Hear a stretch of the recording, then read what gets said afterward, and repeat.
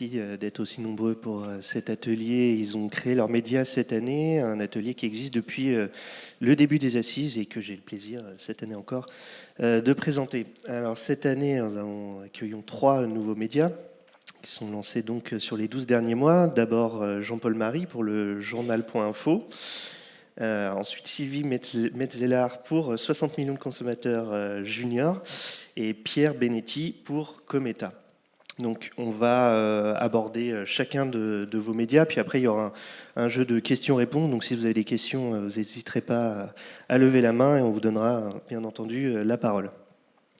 On va commencer par le journal.info de Jean-Paul Marie. Alors vous pouvez nous expliquer un peu ce qu'on trouve, c'est qu'est-ce que le journal.info, c'est un média qui a été créé sur le web avec Laurent Geoffrin. Vous pouvez nous expliquer un peu ce qu'on peut trouver sur ce média et pourquoi vous êtes lancé dans un nouveau média? Bonne question. Bonjour, d'abord je suis content parce que 60 millions de consommateurs, c'est quelque chose de solide, d'important. Et Cometa, c'est un magazine de grande qualité que je vous conseille. C'est vrai. Oui, pourquoi on se lance dans un nouveau média? C'est une bonne question. Parce que il y en a beaucoup déjà. Le numérique permet de lancer plein de médias comme ça. On dit sans arrêt qu'il n'y a plus de journalistes, que la profession est fichue, etc. C'est ce qui est complètement faux, parce que jamais il y a eu une telle explosion. Donc pourquoi se lancer? Pour une raison, finalement, c'était presque une conclusion. Laurent Geoffrin a dirigé l'Obs et l'IB pendant plus de 30 ans. C'est là qu'on s'est connus à l'Obs. Moi, j'ai fait essentiellement du reportage toute ma vie. Et on se rencontrait de temps en temps et on discutait. Puis on s'est aperçu d'une chose, c'est que il y avait des choses qui n'étaient pas dites. Il y avait une espèce de retenue comme ça. Ou bien on était face à un débat public qui était en plein chaos, hystérique, avec des insultes, des injures, quelque chose de très radical et très violent. Avec finalement, c'est comme toujours pareil, quand il y a une bagarre, c'est les extrêmes qu'on voit. C'est pas les gens qui essayent de trouver des nuances. Hein. Dans la pensée du midi, c'est plus Albert Camus que Renaud Camus. Donc il y a cette bagarre-là, comme ça, et nous, on est au milieu, on regarde, on voit s'échanger les bouteilles, les insultes, les injures. Et donc, ils occupent le terrain sur des choses qui sont sans intérêt. Donc ça, c'était le premier problème.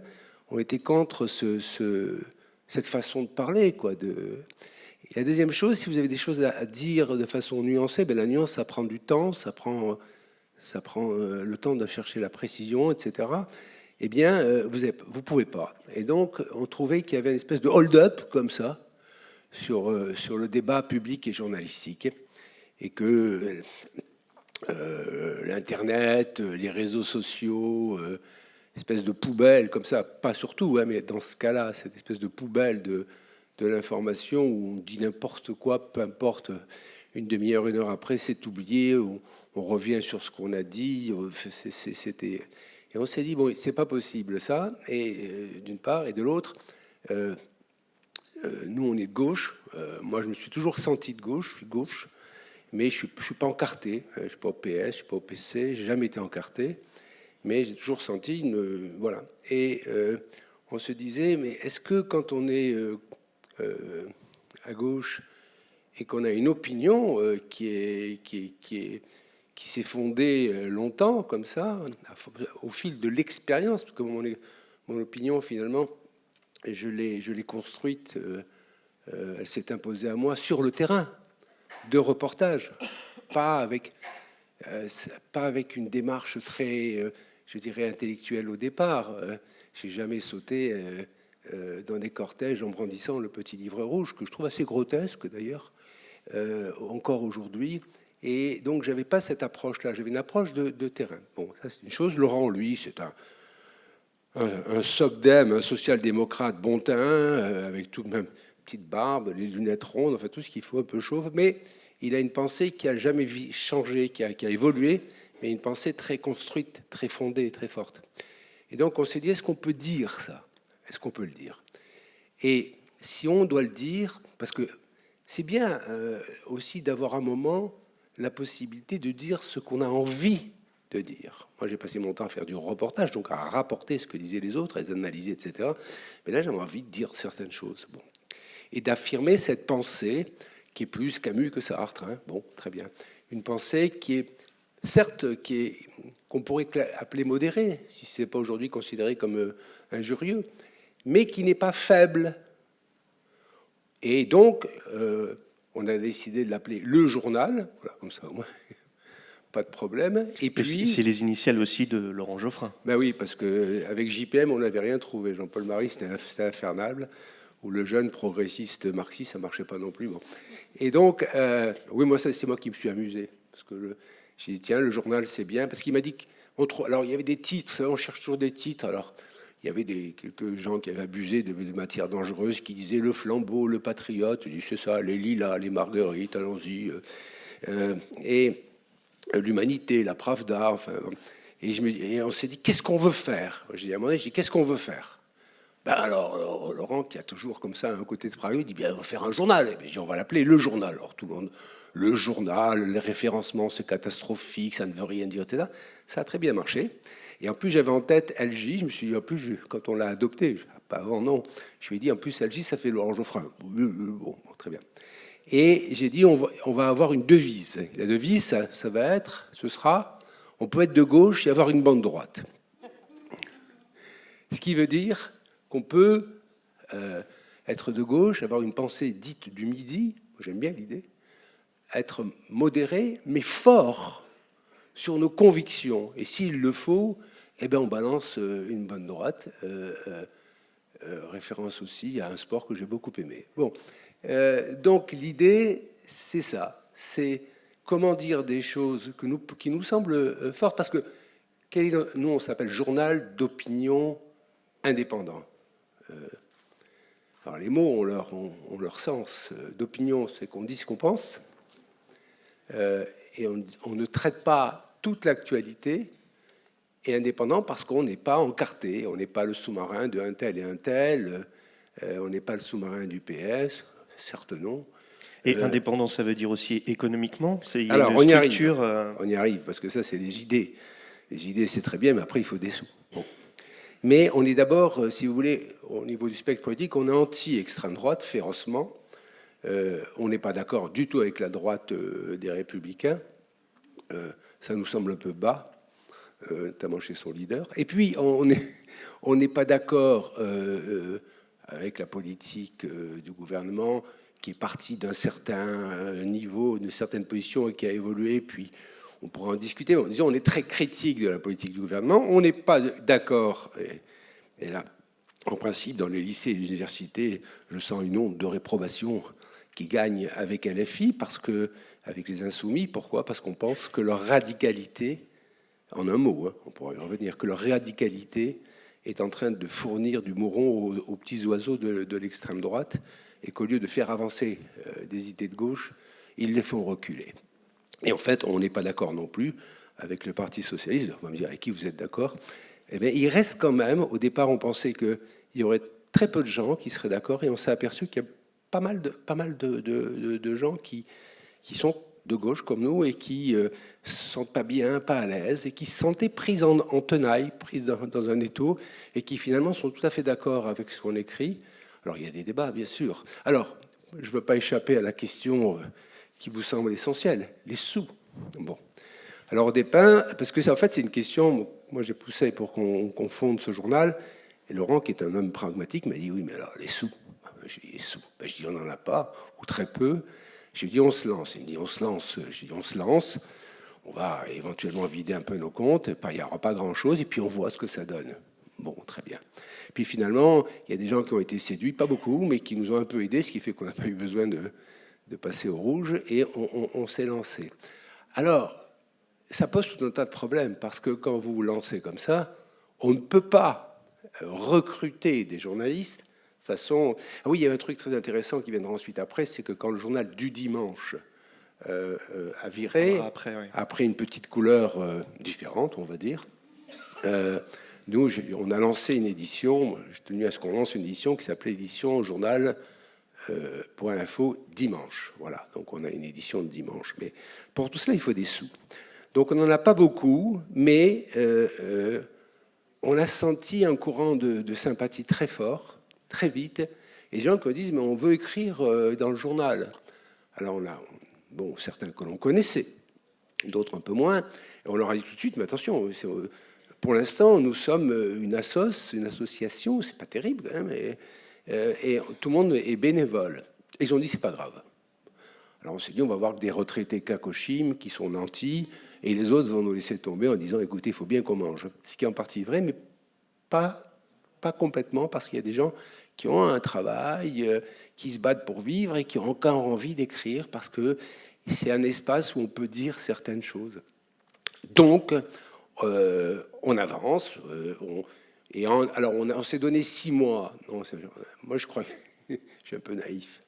Malgré 45 ans de journaliste, je reste naïf. Et je me suis dit, bon, ben, je vais, parce que je dirige la rédaction, pas trop, au départ, pas trop difficile, parce qu'on n'est pas beaucoup, maintenant plus compliqué. Et je me suis dit, je lance le journal pendant 6 mois, à mi-temps, parce que j'ai d'autres activités, je travaille encore, etc. Je fais des livres, des films, peu importe. Et ensuite, une fois que le journal est lancé, en fait, c'est pas vrai, j'y passe depuis un an 7 jours sur 7, tout du matin au soir, et tout le temps depuis un an. Bon, mais si vous voulez, ce qui s'est passé très vite, c'est que, alors Laurent fait une newsletter. La newsletter, c'est l'éditorial du journal, qu'il fait dans le journal. Et donc, on a créé une newsletter. Voilà. Elle est quotidienne, hebdomadaire? Oui.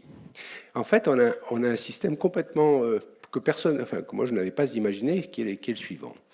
Nous avons, maintenant on a fait une édition du week-end. Donc, le vendredi à minuit, j'efface le journal, comme au tableau noir. Il n'y a plus rien. Le néant, l'obscurité, le précipice. Et là, on rentre environ 25 papiers. Et on crée une édition qui serait comme un hebdomadaire, dans lequel j'ai travaillé 30 ans. Cet hebdomadaire, qui en plus est un hebdomadaire du week-end, du dimanche. Donc on a un journal qui est constitué, là, et qui tient la route ou pas. En principe, il tient la route. Et le dimanche soir, je reprends mon éponge, je réefface tout, et je réaménage complètement le journal pour une édition différente du lundi matin, du lundi. Et tout ça, alors on pourrait dire, ben, vous faites un hebdomadaire, oui.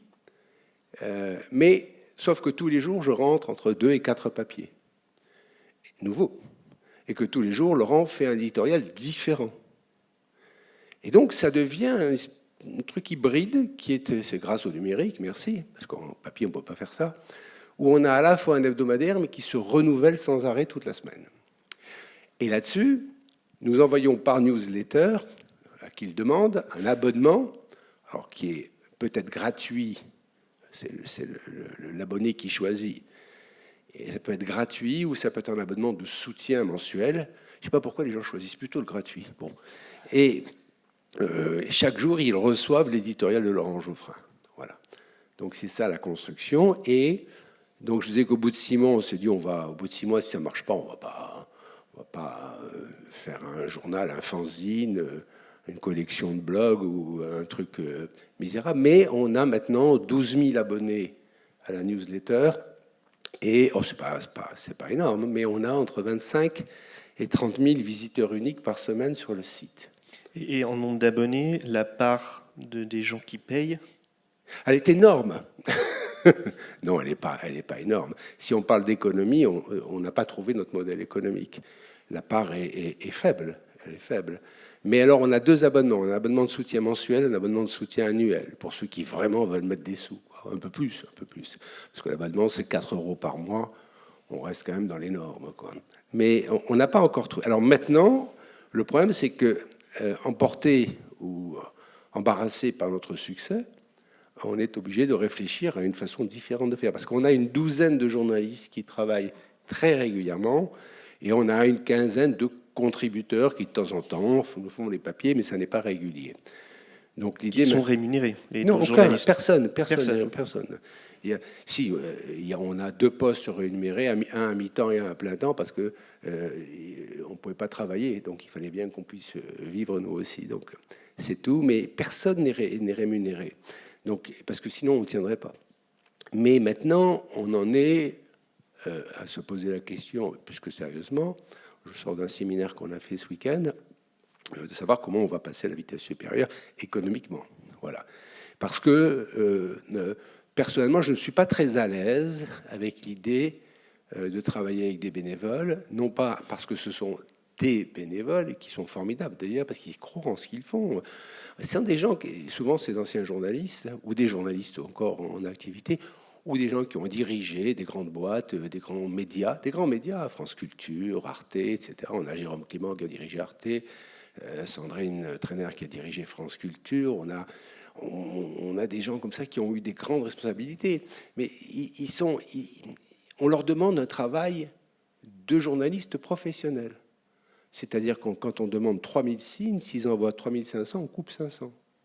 Et si l'angle n'est pas ce qu'ils avaient demandé, ce qu'on avait prévu, on leur envoie le papier en disant l'angle n'est pas le bon, etc. Et éventuellement, on réécrit le papier. C'est-à-dire qu'on demande une rigueur tout à fait professionnelle, journalistique, déontologiquement aussi adaptée. Hein. On a une déontologie, on a des règles, on fait un titre, un sous-titre, on a une longueur, on a une intro, on ne peut pas écrire n'importe quoi, c'est pas un blog. Donc on leur demande, on fait un vrai journal, me semble-t-il. Bon, on en a connu des journaux, moi j'en ai connu au moins 2 ou 3. Je sais que là, ce que j'ai devant les yeux, c'est un vrai journal. Mais c'est un journal qui est fait par des bénévoles. Donc c'est très embêtant parce que j'aimerais bien, et on va y arriver, parce qu'on sent qu'il y a des soutiens, des gens qui veulent nous soutenir, et puis on cherche une formule économique. Il n'y a pas d'économie du net, vous le savez.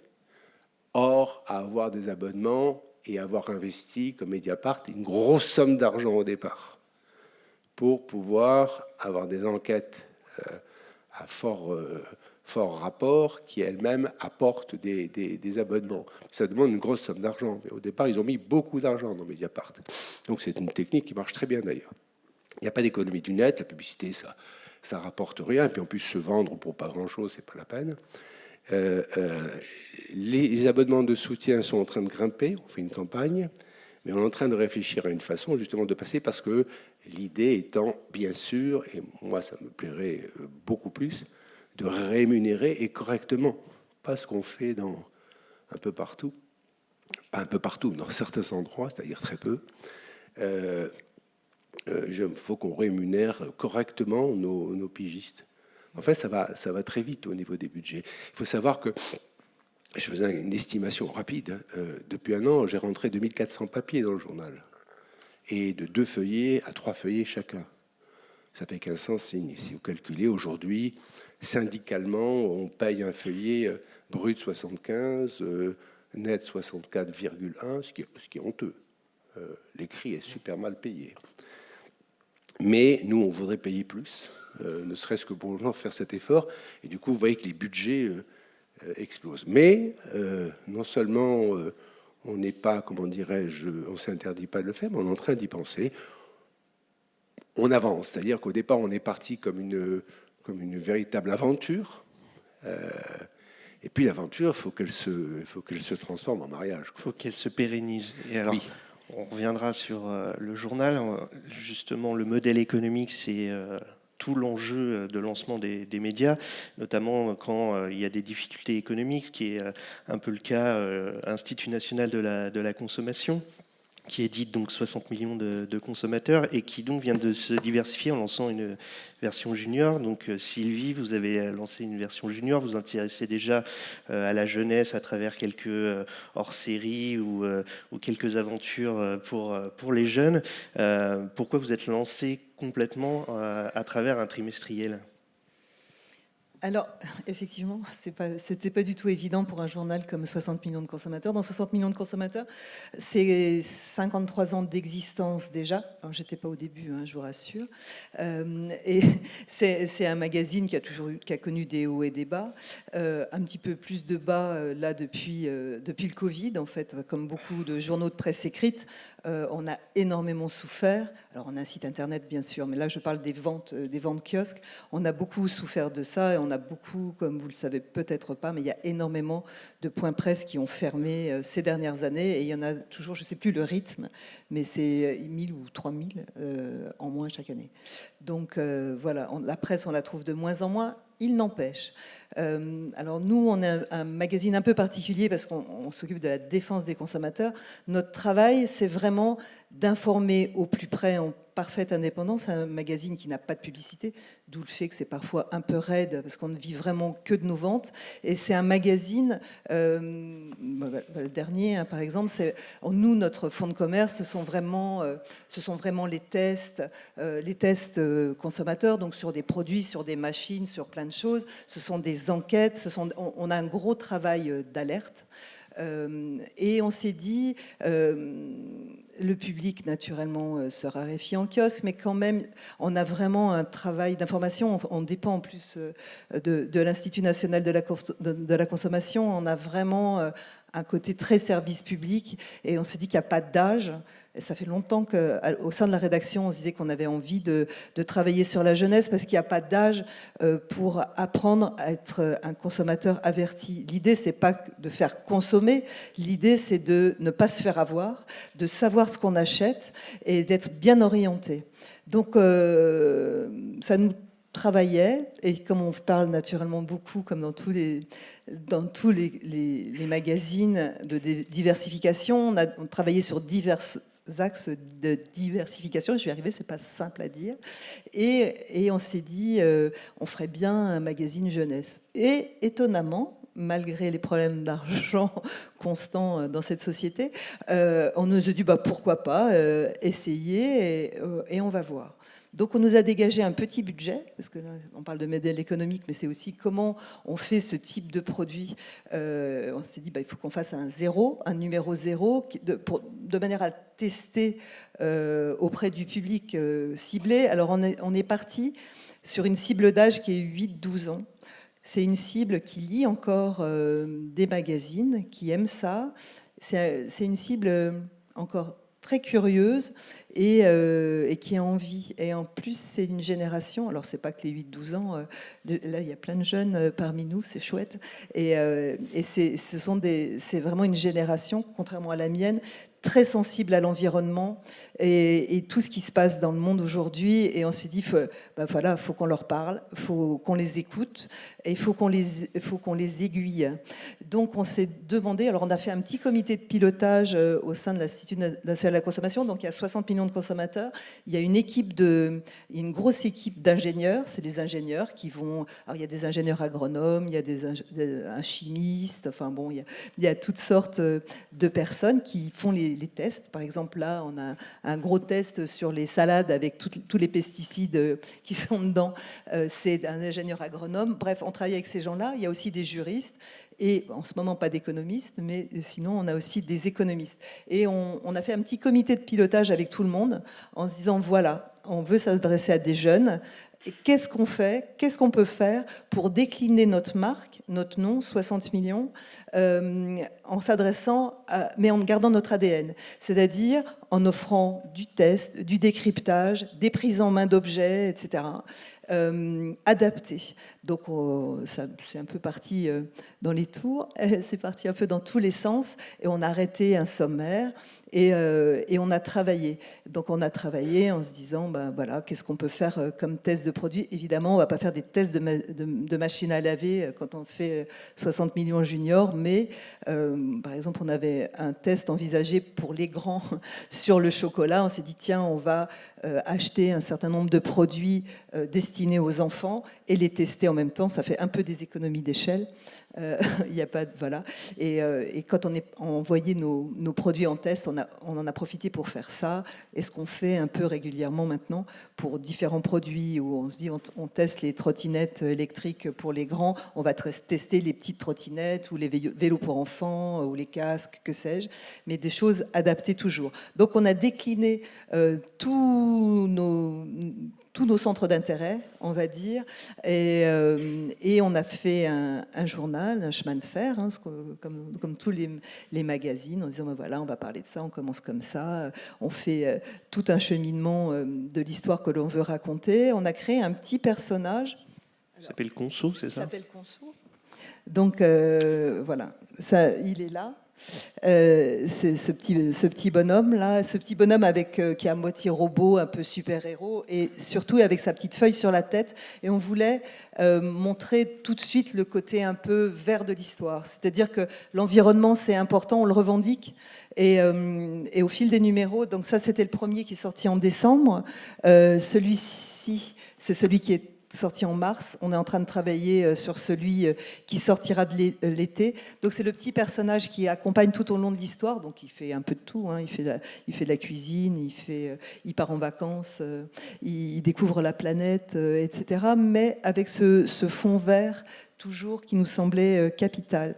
Donc après ce numéro 0, on l'a testé avec des groupes d'enfants à la fois en province et chez nous à Paris, avec des classes en province et des groupes à Paris de classes correspondant à des enfants d'âge différents, mais entre 8 et 12 ans, et pour voir où ça allait bien, où ça allait pas, et où pousser le curseur ou pas pousser le curseur. On s'est rendu compte qu'on n'avait pas un vocabulaire assez bien adapté encore. Oui, c'est ce que j'allais dire. Est-ce que ce sont les mêmes journalistes qui écrivent Non. les 60 millions de consommateurs adultes, Non. juniors? Non. Et comment on s'adresse différemment à des 8-12 ans? Oui. En fait, c'est les mêmes journalistes pour le grand, j'allais dire, pour les grands et pour les petits qui sont à l'origine des sujets, mais c'est pas les mêmes qui écrivent. Parce qu'on n'écrit pas pareil en fait. On n'écrit pas pareil, on écrit beaucoup plus court, on écrit avec un vocabulaire adapté. Et cette partie écriture, on travaille avec une agence de presse qui s'appelle Compress, qui est habituée à faire des magazines pour enfants. Donc on a une équipe dédiée chez eux qui est en rapport avec nous, et en fait on détermine les sujets ensemble, on fait des allers-retours entre nous, mais l'écriture on la leur confie. Et je pense que c'est pas mal, parce que même ce qu'ils nous envoient, on le fait reprendre un peu parfois, parce que c'est difficile, comme quand on fait des tests, on emploie quand même des noms assez techniques qu'on essaye d'expliquer, on fait des décryptages. Par exemple, un truc bête, hein, pour cet été, on va décrypter ce qu'il y a dans les crèmes solaires. On a fait, par exemple, le dentifrice. Dire que dedans, il y a des molécules qui font mousser. Voilà. Mais c'est plus facile dans les grands quand on donne le nom de la molécule. Quand on explique pour les enfants, c'est chaud, hein, je vous assure. Et là, on va falloir expliquer les filtres solaires. Alors, on en a parlé à l'ingénieur chimiste chez nous. Déjà, il vous faut un traducteur automatique quand il vous parle. Alors, vous imaginez pour les enfants ce que ça va être. Ça va être très, très pénible. Mais effectivement, on adapte énormément. D'accord. Donc vous avez l'ambition, j'avais lu, de passer, vous aimeriez en tout cas passer en bimestriel, vous êtes un trimestriel, Vous avez fait une première diffusion à 45 000 exemplaires. Ouais. Les premiers retours, est-ce que vous avez vu une appétence de ce public-là pour 60 millions de consommateurs juniors, pardon? Alors, il y a eu un bon retour, on a reçu pas mal de courriers, etc. Après, on n'a pas, en interne, dans une toute petite structure, on n'a pas du tout d'équipe marketing qui travaille, et les abonnements, etc. En plus, on n'a pas d'argent nécessaire pour faire des campagnes d'abonnement. Ça coûte très très cher de faire une campagne d'abonnement pour stimuler un peu les abonnés, mais ça s'est plutôt bien passé. Le premier numéro est sorti le 12 décembre de mémoire. C'était une bêtise, parce que l'idéal aurait été de faire vraiment la semaine qui débutait avec les vacances. Et j'ai expliqué au service des ventes, où on avait droit à quelques affiches en kiosque, que ça aurait été bien de mettre les affiches au moment des départs en vacances, pas le 12 décembre, parce qu'en plus, quand vous avez un peu d'affichage, vous avez droit à 5 jours quand tout va bien. Et donc, c'était un peu mort. Mais ceci dit, on en a vendu en kiosque 8000. Alors, quand on dit le tirage, c'est pas ce qu'on a mis en kiosque. En kiosque, on en a mis, je crois qu'on en a mis 30 000 la première fois. On en a mis bien moins. Le deuxième, c'était vraiment pour qu'on le voit davantage, parce qu'on savait pertinemment bien, sur un magazine jeunesse, les grosses ventes actuellement, j'entends, c'est entre 5 et 10 000 exemplaires en kiosque. Je ne parle pas en abonnement. Donc, c'est pas énorme. Et il faut quand même en installer un certain nombre pour arriver à vendre ça. Nous, on part, premier numéro mis à part, là pour le deuxième et pour les suivants, on en met 20 000 en kiosque en espérant en vendre 6 000, 8 000, si tout va bien. Après, on est plus ambitieux sur les abonnements. Et l'ambition, c'est d'atteindre à la fin de cette année 8 000 abonnés. Et 8 000 abonnés, 5-6 000 en kiosque, on est vraiment à l'équilibre financier. Enfin, ça rapporte un peu d'argent. Sur le premier, ça ne nous a pas coûté. Enfin, on est à l'équilibre, en fait. On ne perd pas d'argent, on n'en gagne pas du tout. Donc, après, la vente. Alors, on partait absolument en aveugle, mais pour le deuxième numéro, on a fait ce qu'on appelle des réglages, on suit ce qu'on appelle des réglages, donc avec les MLP qui nous installent en kiosque, on voit à quel endroit on vend, dans quel type de boutique on vend, et aux endroits où on en a vendu 0, on ne va pas en remettre plein. En revanche, dans les boutiques où il y a eu des ruptures, on en met davantage. Donc normalement, quand on a un réglage bien fait, un ajustement permanent. C'est voilà. Mais bon, rien n'est parfait dans le monde de la presse. D'accord. Alors maintenant, on va aborder Cometa. Cometa est à la fois un site web et aussi une revue trimestrielle et qui s'intéresse à l'actualité de l'Europe de l'Est. Et donc, pourquoi vous êtes intéressé à cette partie de l'Europe? On imagine que la guerre en Ukraine a dû jouer dans ce choix. Oui, et merci d'ailleurs, parce qu'on a besoin d'espace pour rentrer un peu plus dans la complexité de ce qu'on appelle l'Est, même si on essaye de ne pas justement le réduire ni à l'affrontement Russie-Ukraine, ni, disons, aux États de l'Union européenne d'Europe de l'Est. Donc c'est vraiment un plaisir d'être là aujourd'hui avec vous. Cometa, ça vient d'un constat, c'est-à-dire qu'il y a un événement qui est la guerre en Ukraine, en effet, qui est l'invasion de l'Ukraine par la Russie. Événement qui nous a mis à plusieurs, et on l'a compris, qui a mis les lecteurs de la presse, disons, généralistes, devant une difficulté, c'est de se dire, finalement, on sent que c'est un événement qui est en train de toucher beaucoup de choses dans le monde et dans nos vies et dans le quotidien des Européens, dans nos manières de nous représenter l'histoire en cours. Et que face à ça, on a un peu du mal avec les outils traditionnels du journalisme à appréhender ce monde qui change. Et l'idée de Cometa, c'est de se dire, à l'est du nouveau, il y a quelque chose de nouveau qui est en train de se passer. Si on se tourne un peu, si on opère une rotation comme ça, en tournant la tête, non pas uniquement vers l'Europe de l'Est, mais disons, si on trace une ligne, à chaque fois on se dit de Venise, disons, ou de Berlin à Vladivostok, quoi. Donc ça intègre aussi l'Asie, ça intègre le Moyen-Orient. Quels outils sont possibles en fait pour raconter ce nouveau qui vient de l'Est? Et pour cela, on s'est dit qu'il y avait besoin évidemment de se tourner vers la narration journalistique, mais d'y intégrer une part subjective, intime, personnelle. Et en cela, on a fait appel aux écrivains. Donc c'est une revue d'écrivains et de journalistes.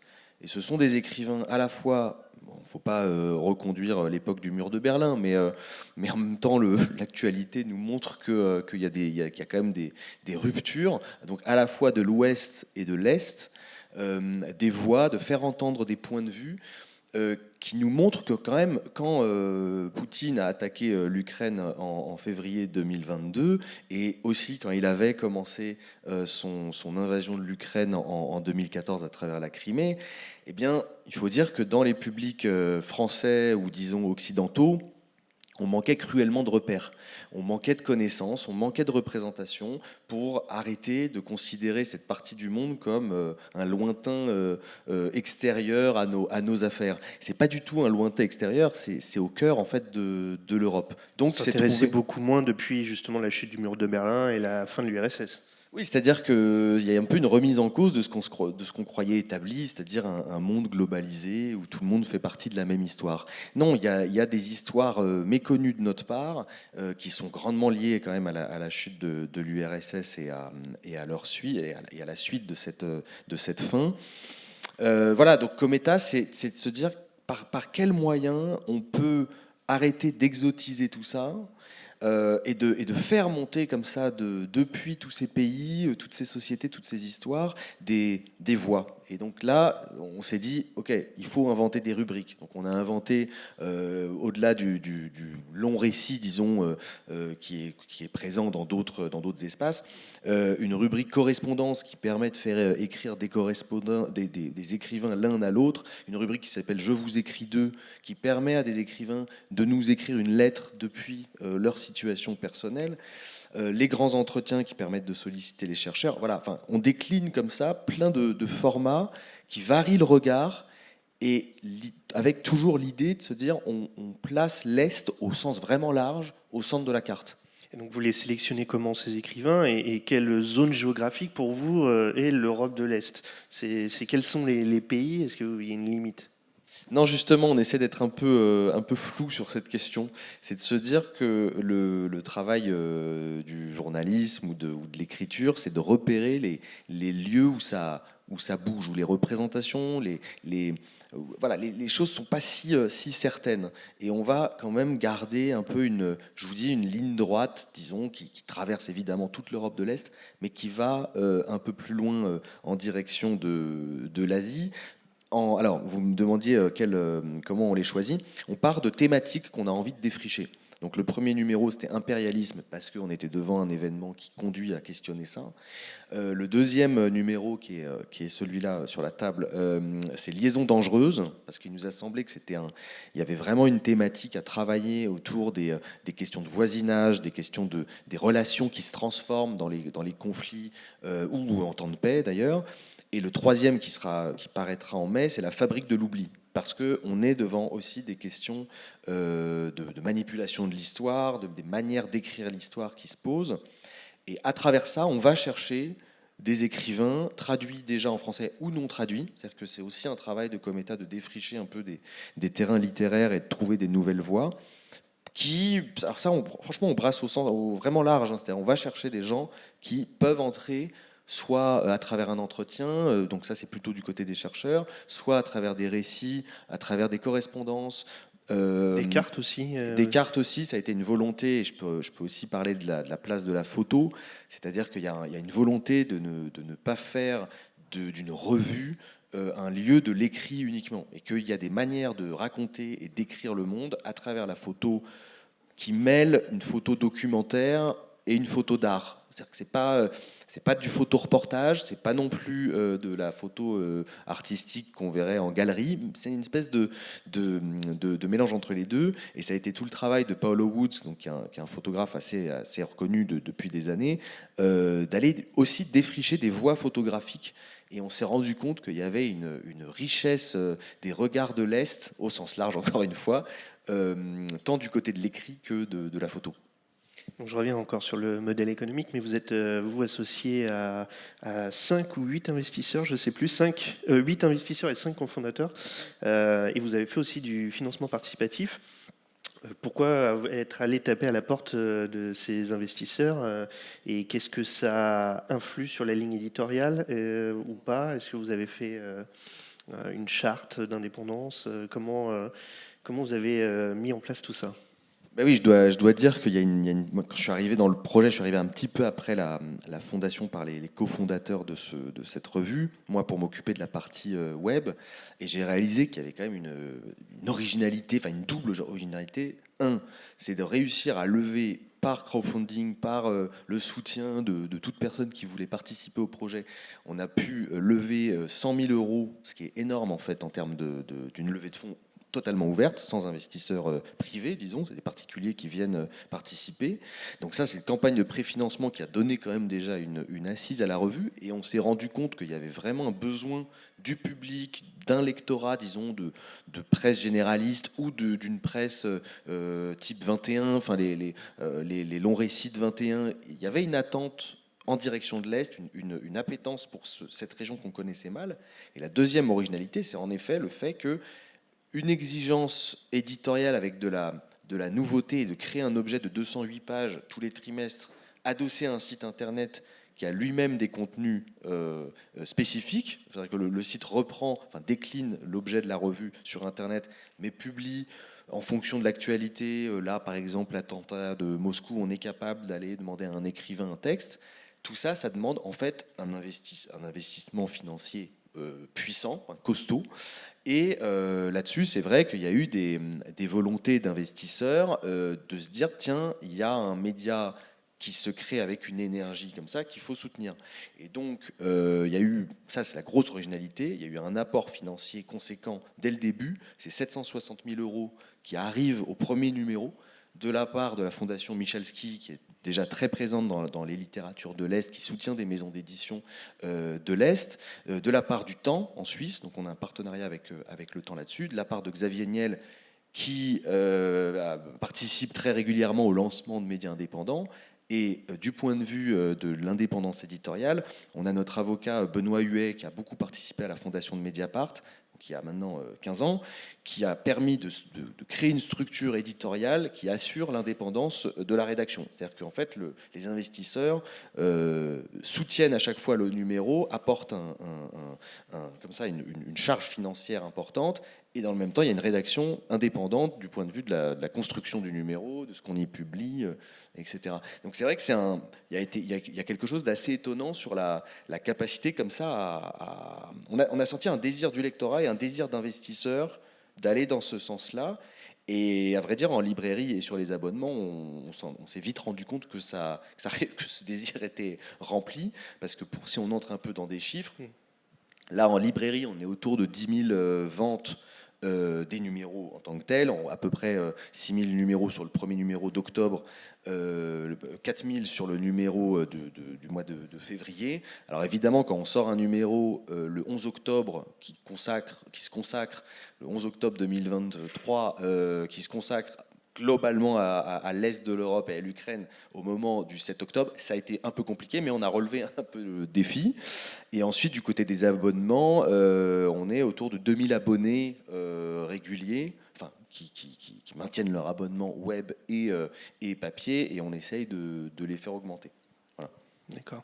Alors, il y a encore beaucoup de questions. On va privilégier les questions dans le public, mais vous voulez peut-être dire quelque chose avant ? Oui, parce qu'on est parti sur l'économie. Alors nous aussi, on va faire un crowdfunding et on a une application téléphonique qui est gratuite, mais je suis en train de me dire que c'est pas l'essentiel pour nous, même si c'est capital, si j'ose dire.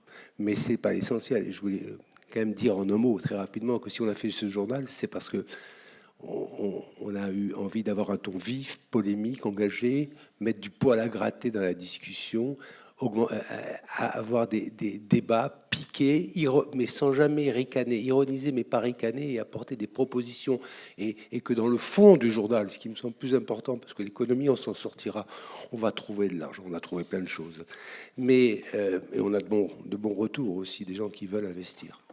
Mais pourquoi ce journal, si on l'a fait, c'est parce que il y a des gens chez nous, quel que soit leur âge, qui ne se qui ne se résolvent pas à sortir de chez eux et à enjamber un SDF dans la rue, qui ne se résolvent pas à trouver des gosses qui dorment dans la rue avant d'aller à l'école, ou des étudiants qui mangent une fois par jour parce qu'ils n'ont pas assez d'argent et puis ils vont faire leurs études. C'est aussi ça, cette bagarre. On se sent, alors est-ce qu'on est héritier un peu de cette gauche des Lumières, c'est-à-dire une gauche sociale, une gauche qui se bat pour le droit des femmes, mais pas façon radicale de l'extrême gauche, mais on s'est toujours battu pour le droit des femmes. On a donc des papiers pour défendre le droit des femmes, on a des papiers sur l'écologie, on a des papiers idées et solutions, c'est-à-dire qu'on essaye d'apporter des solutions aux problèmes d'écologie.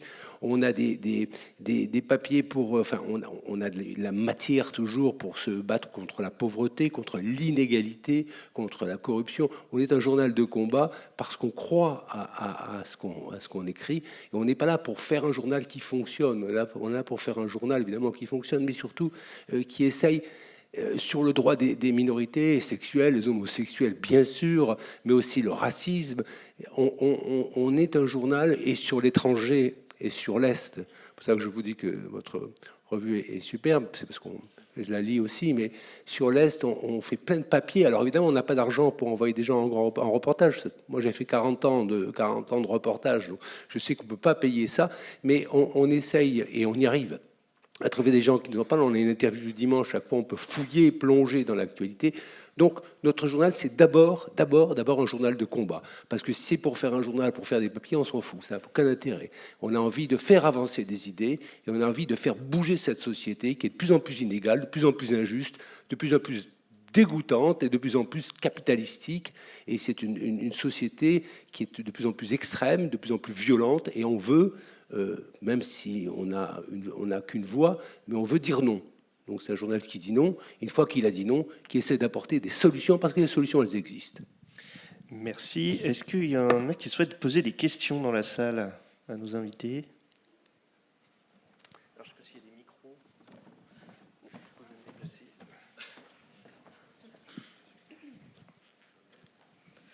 Bonjour, j'ai une question par rapport à ce que vous venez de dire.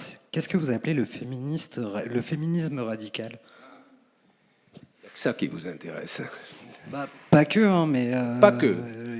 Le féminisme, ce que j'appelle féminisme radical, c'est quand on s'est toujours battu pour le droit des femmes. Aujourd'hui, il est sur la table et c'est une très bonne chose.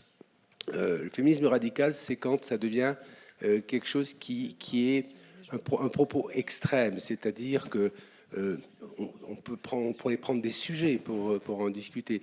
Quand, par exemple, alors on va essayer de définir, quand, par exemple, il y a un problème de violence, d'abus sexuels, par exemple au cinéma, vous avez plusieurs positions. Il y a ceux qui disent « Oh, c'est très exagéré. Hein, bon, très bien. » C'est pas non. Il y a ceux qui disent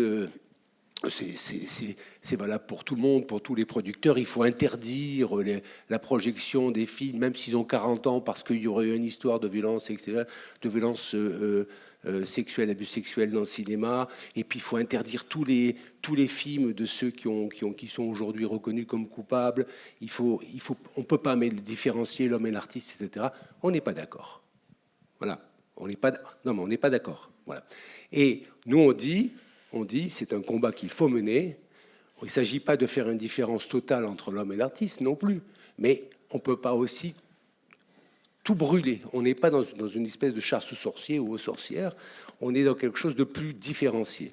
En revanche, chaque fois qu'il y a une histoire qui sort, dans le journal, vous la retrouvez. Et à chaque fois, notre position est extrêmement claire, c'est-à-dire on veut pousser. On ne veut pas que la vérité soit étouffée sous le fait pas de vague, surtout pas de vague. Il y a un film qui vient de sortir qui s'appelle Surtout pas de vague, là, qui a l'air intéressant aussi, mais dans l'autre sens. Donc l'idée c'est ça, c'est-à-dire on va. Moi je suis d'une société, peu importe, qui a pour devise porter le fer dans la plaie, mettre bon, voilà. Bon. Eh bien c'est ça. Et j'ai toujours fait ça dans mes reportages. On va là où ça fait mal. Mais ce n'est pas parce que là, on dit qu'on va là où ça fait mal qu'après, il faut brûler tout ce qu'il y a autour. Donc, simplement... Alors, moi, ce qui est intéressant aussi, c'est que... Ce que je remarque, si vous voulez, c'est qu'aujourd'hui, dans les débats, il y a à peu près... je fais pas mal de débats, mais chaque fois qu'il y a une discussion, on a souvent, si vous voulez, une focalisation sur un ou deux problèmes. Nous, on considère qu'il y a des problèmes qui touchent toute la société et que les problèmes de la pauvreté, de l'inégalité, de l'injustice, etc., sont aussi importants que tout le reste. Et souvent, ça fissure le débat. Il y a parfois, aujourd'hui, il y a des moments où on ne peut plus discuter de cela. D'ailleurs, on en a, je crois, une démonstration évidente.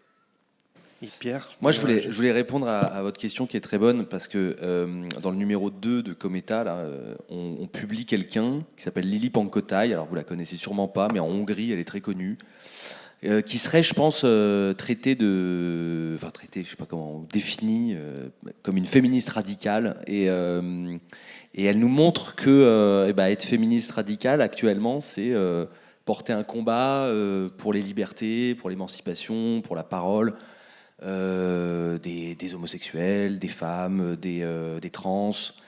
Et elle a subi la pression du régime de Viktor Orban dans sa vie quotidienne. Et elle a écrit pour Cometa un journal de ses combats pendant 1 an, qu'on a publié. Enfin, on lui a demandé en fait d'écrire ce journal. Elle l'a écrit pour elle-même et pour Cometa. Et on s'est rendu compte en accueillant son texte qu'on a traduit depuis le hongrois que elle serait vue en Occident, pour faire vite, ou en France, comme une égérie des libertés. Parce qu'elle est hongroise, parce qu'elle vient d'un pays estampillé fasciste ou bien tourné vers l'extrême droite. Mais je pense qu'en fait, il y a des gens aujourd'hui en France qui ont les mêmes positions et qui sont immédiatement définis du mauvais côté. On va dire justement, attention, c'est des féministes radicales. Enfin, c'est assez intéressant de voir la variation en fonction du lieu où on est, voilà, on détermine les gens, alors qu'il y a des combats en commun. Voilà. Mais le féminisme, un petit point, le féminisme, ça doit être radical aujourd'hui. C'est-à-dire, si on... Nous deux, on est des hommes, donc on a aussi un peu du mal à prendre position là-dessus. Je préfère moi, personnellement, j'ai pas de mal. J'ai pas de mal parce que je pense pas qu'on est de race à part. Je pense qu'on parle des mêmes droits, liberté, égalité. Et chez les femmes, il faut être radical aussi, parce que sinon, on ne secoue pas la société telle qu'elle est. Et la société telle qu'elle est, elle a envie que rien ne bouge, pas de vague. Et il y a par exemple une première chose qui me frappe, c'est l'inégalité des salaires. Je veux dire, on parle beaucoup des problèmes, de tas de problèmes, mais d'abord les salaires. On est encore une société où à travail égal, il n'y a pas salaire égal, femme ou pas femme. Et les femmes doivent être payées autant que les hommes pour un salaire égal. C'est la base de tout. Donc oui, il faut de la radicalité dans le propos. Quand je veux dire que on n'a pas envie d'un discours extrême, parce que ce discours extrême est personnellement... Alors après, vous pouvez me dire, qu'est-ce que c'est un discours extrême? Bon, mais on n'a pas envie d'un discours qui soit hystérisé. C'est pas parce que c'est les femmes que je dis ça, hystérique, femmes, etc. Non, parce que le débat politique peut être hystérisé. On n'a pas envie d'un discours qui soit tellement violent que finalement il fasse le contraire au niveau de l'efficacité. Il y a une bagarre à tenir pour les femmes, et dans notre journal, nous avons sans arrêt des articles faits par des hommes, par des femmes, qui se battent pour faire avancer les choses. Parce qu'on sait aussi, on l'a bien vu sur l'affaire de Pardieu, etc., et j'en passe, que si on ne secoue pas le cocotier de ce côté-là, ça n'avancera pas. Donc oui, il faut qu'il y ait une radicalité dans la bagarre, une détermination. Après, on essaye que ça se transforme pas, si vous voulez, en volée d'injures et de condamnations. On essaye de chaque fois de revenir à la discussion sur le fond. C'est ça notre envie. C'est pas facile, je vous assure, c'est pas facile, mais on y est fermement attaché parce qu'on pense que c'est que comme ça qu'on fera avancer le débat. On va prendre une autre question. Il y avait une question là-bas, ensuite en bas et encore une autre là. Bonjour, j'ai une petite question pour Cometa. Quel est le point d'équilibre les 2000 abonnés, c'est à combien vous êtes rentable? Vous commencez à gagner de l'argent en termes d'abonnés? Première chose. Et deuxième chose, pour 60 millions de consommateurs, vous adressez à un jeune public. J'ai cru comprendre que vous faisiez très attention à ne pas les pousser comme des consommateurs. Donc comment vous arrivez à gérer en fait, parce que c'est pas eux qui vont acheter, ils sont trop jeunes. Les prescripteurs, c'est plutôt les parents. Comment vous arrivez à la fois à concilier la nécessité d'aller chercher un jeune public qui, en même temps, ne va pas être celui qui va acheter le produit et de ne pas les considérer comme des consommateurs, voilà. Et du coup aussi, comment vous intégrez la dimension environnementale dans les tests? Alors, s'il vous plaît, des réponses pas trop longues, est-ce qu'on puisse prendre le maximum de questions? Alors, ils sont très prescripteurs, les enfants. C'est les parents qui payent, mais ils sont très prescripteurs. Alors, comment alors, il y a différents... Quand je disais, on les amène pas à consommer, on les amène à consommer différents. Quand on fait un test sur les barres de céréales, c'est... Ce qu'il y avait par exemple dans le premier numéro, c'est vraiment l'occasion d'expliquer ce qu'il y a dedans. Alors attention, on ne fait pas la morale non plus. On ne dit pas attention, c'est mal. On dit voilà ce qui se passe, voilà ce qu'il y a dedans.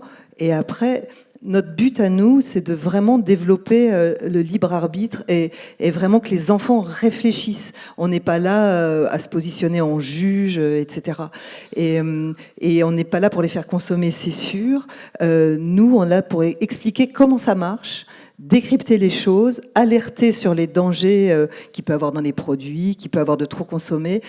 Ce que j'ai oublié de dire tout à l'heure, c'est quand on a lancé, ce qui nous a donné envie de lancer ce numéro aussi, c'est le rôle qu'ont aujourd'hui les influenceurs et les réseaux sociaux.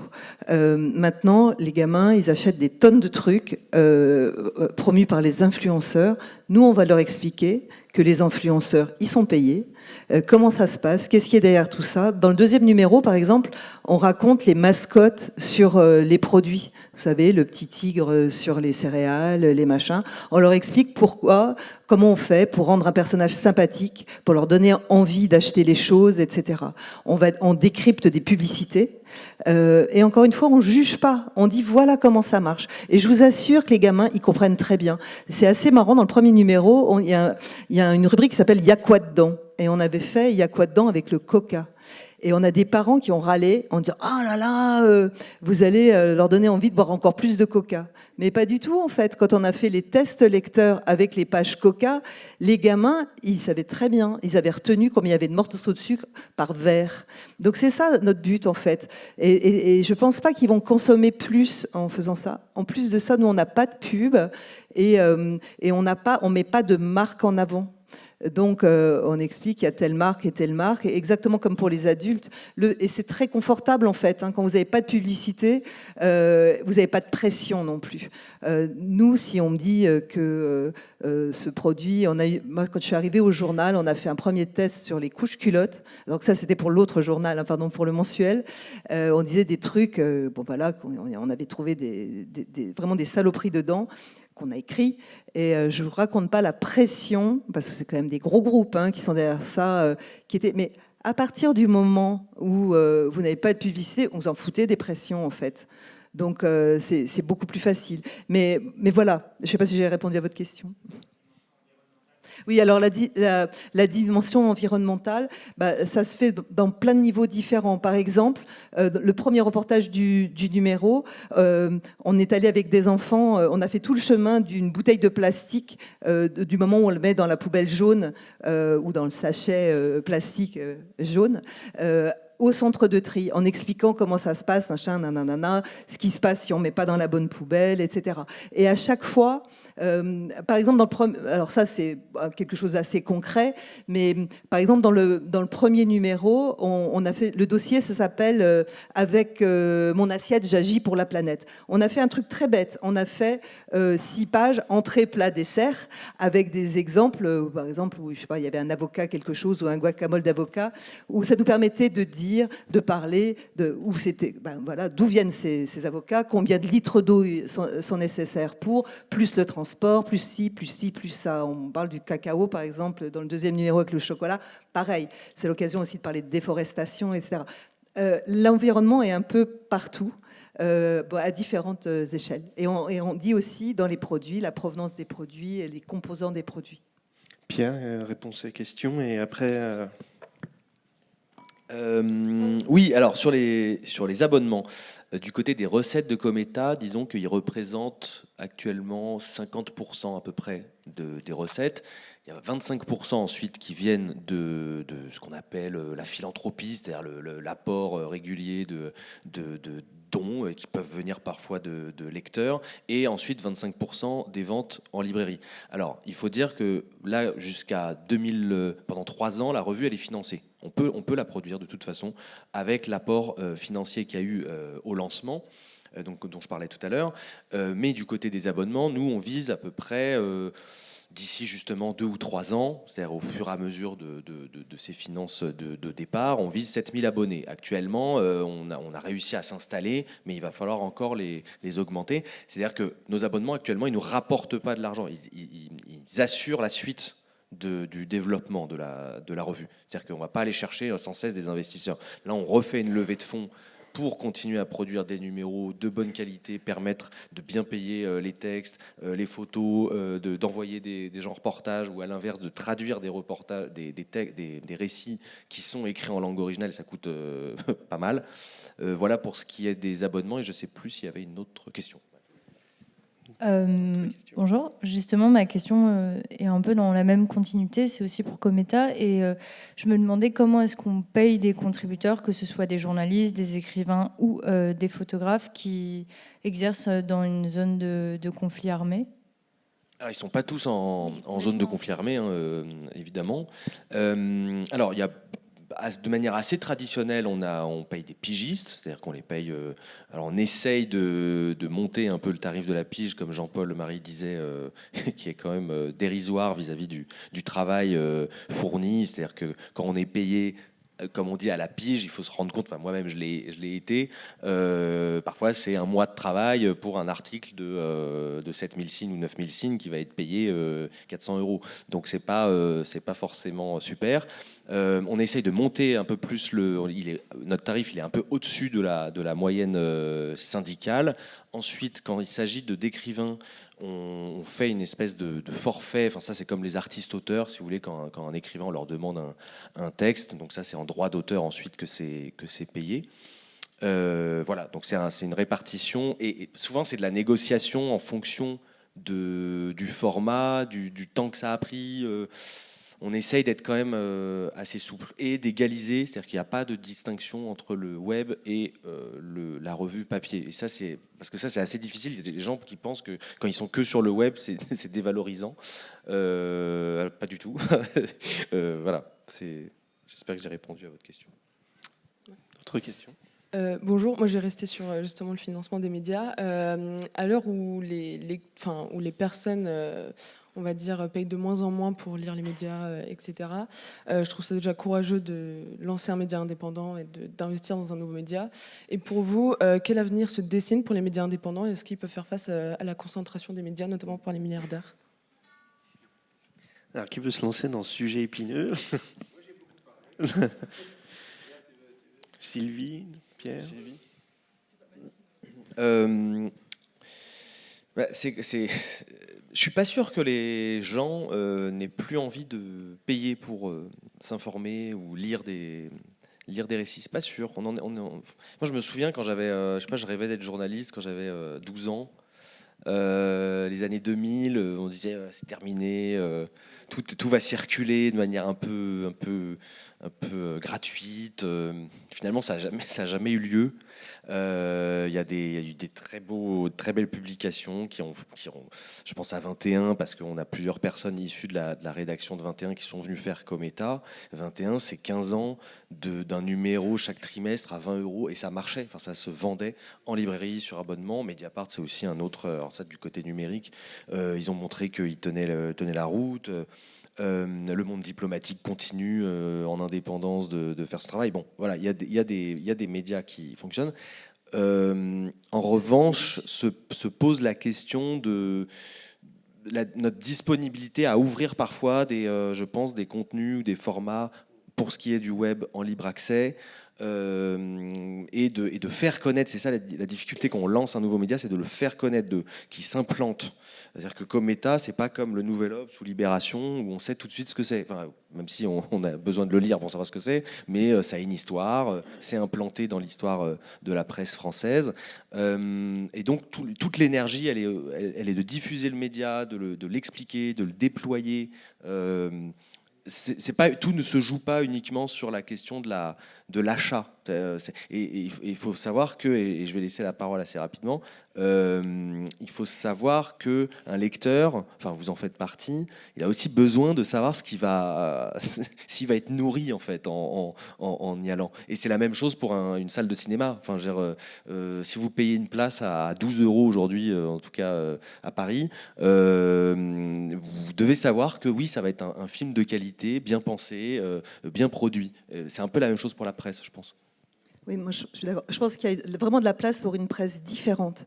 Ce qui nous a tués, quand je dis nous a tués, ce qui a tué la presse écrite, on va dire, c'est le fait que tout le monde fasse la même chose, tout le monde copie tout le monde, et ça a beaucoup appauvri les contenus. Et après, on se dit bon, quel intérêt d'acheter un journal? J'ouvre ma radio, je regarde le net en 3 minutes. C'est vrai qu'avec la multiplication de tous ces canaux gratuits, on s'est rendu compte que pas grand monde faisait la différence en fait. Je pense que quand on offre des contenus variés, des choses que les autres n'écrivent pas, que vous produisez des contenus, oui c'est ça, que vous ne lisez pas n'importe où, il y a de la place pour ça. Mais ce ne sont pas des tirages de folie et je pense qu'on n'atteindra jamais les tirages qu'il y a eu autrefois avec de la presse grand public. Ce que je dis là, ce n'est pas valable pour la presse grand public. Oui, je suis entièrement d'accord. Je pense que la presse généraliste, ces beaux jours sont derrière elle. Mais on a tous passé à différents niveaux. On a passé notre temps à entendre de la part des rédacteurs en chef ou des commerciaux que la presse, c'est plus ça, que c'est fini, que les papiers longs, plus personne ne lit. Paf, on a eu 21 avec des 30 000 signes. Que l'enquête ne peut pas rapporter, paf, on a eu Mediapart. Ce que je veux dire, c'est que les gens qui font la presse, et notamment les industriels, ont tous des idées très, très assises et des rédacteurs en chef très, très établis. Et c'est ça le problème. Et ce qu'ils ne comprennent pas, c'est que la presse est une série de petits miracles.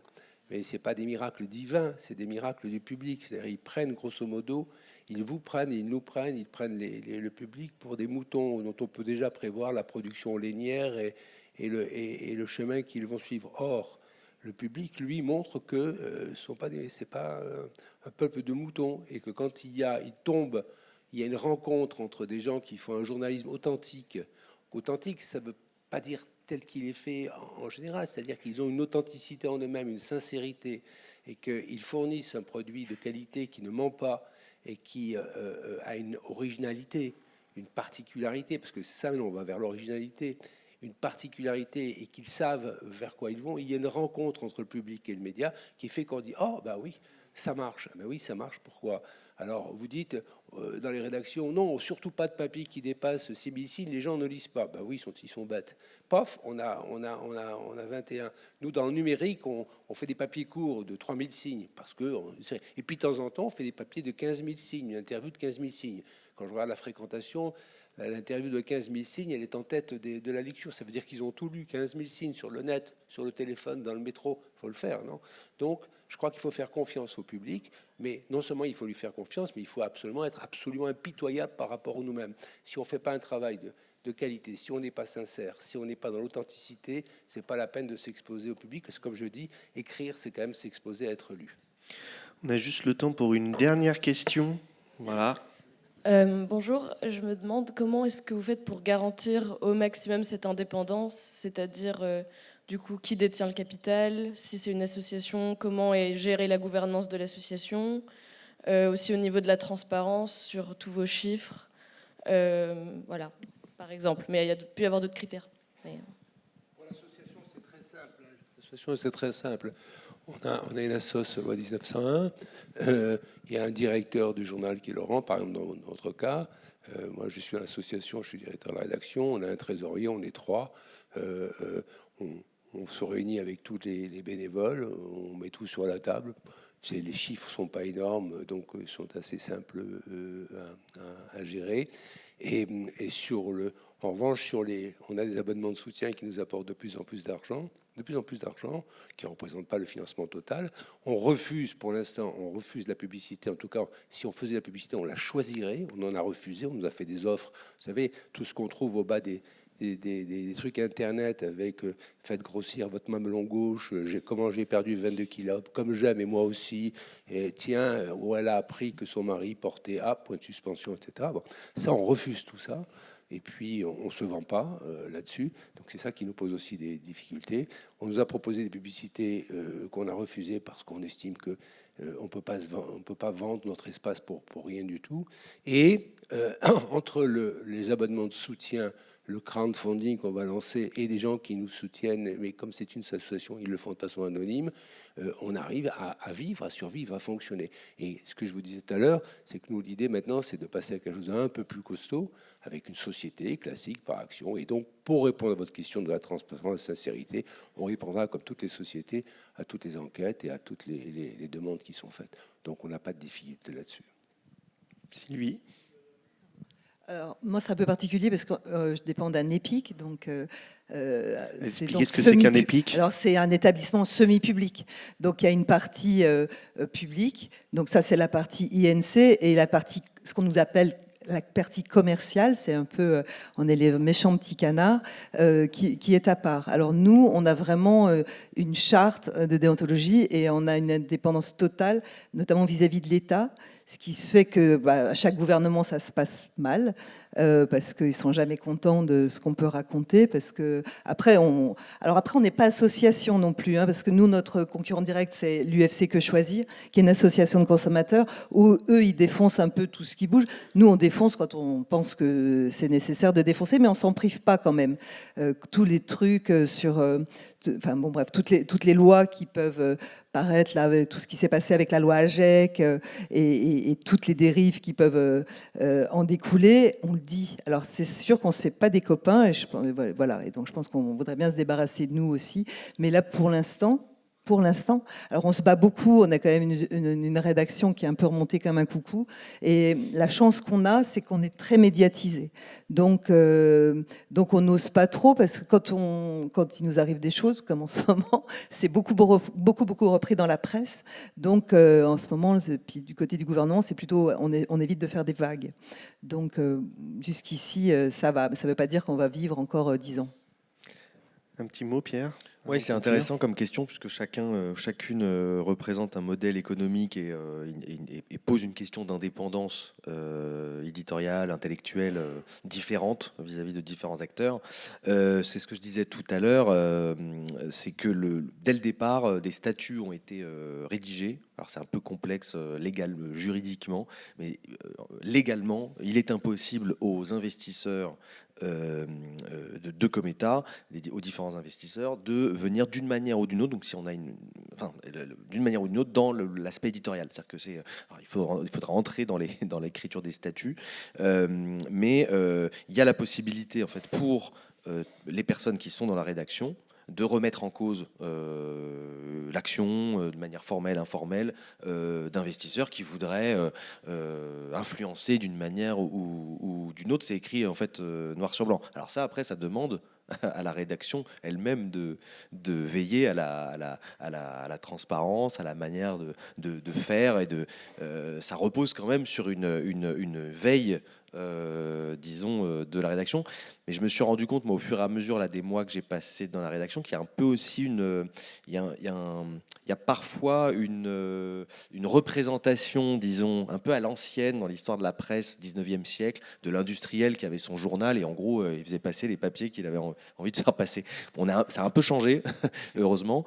Ça n'empêche pas des conflits d'influence, évidemment, et de la volonté voilà, le monde économique concentre les médias et a besoin de médias pour le défendre ou défendre ses intérêts.